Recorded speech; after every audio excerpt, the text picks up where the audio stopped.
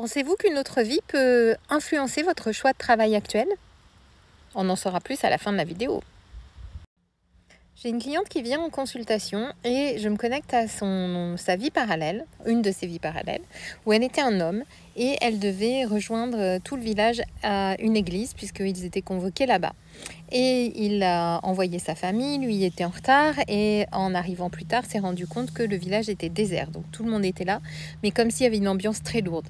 Et en arrivant vers l'église, il a vu que toutes les portes étaient fermées avec une chaîne et qu'il y a eu un incendie. En tout cas, quelqu'un a fait brûler toutes les personnes qui étaient à l'intérieur de l'église. Donc il a assisté d'une manière passive, enfin, c'est pas passive mais impuissant, à cette horreur qui était en train de se faire devant ses yeux.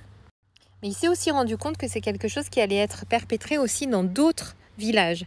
Alors, ce qu'il a fait, c'est qu'il est parti pour aller prévenir les autres villages à côté, leur expliquer ce qui s'était produit, et personne n'a voulu le croire. Donc ça, c'était vraiment très dur puisqu'il n'a pas pu sauver ni son village, ni les autres villages parce que il était tellement dans un état un peu fou que personne n'a voulu le croire. Puis c'était tellement inconcevable de se dire on met toutes les personnes dans une église et on fait brûler une église que c'était vraiment inconcevable. Ma cliente, depuis toujours, a toujours eu à cœur d'aller aider les autres et de vouloir les sauver en quelque sorte. Et autre fait très intéressant, c'est que ce qui a motivé sa venue en séance, c'est qu'elle était sans cesse en lien avec les églises. Elle est déjà très attirée en permanence par les églises et à chaque fois qu'elle allait dans un endroit, elle arrivait place de l'église, devant une église sans le savoir. Enfin, en permanence, il y avait ces rappels aux églises qui lui ont fait s'interroger.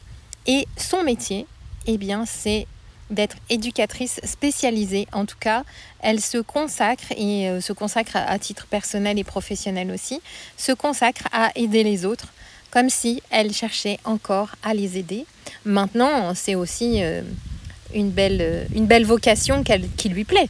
Ça ne veut pas dire que si on est connecté à une autre vie, on doit ne pas le faire, mais là, elle est connectée à cette autre vie et dans cette vie-là, elle parvient à aider les autres. Tandis que dans l'autre vie, elle n'y est pas parvenue. Voilà. Est-ce que ça vous a plu?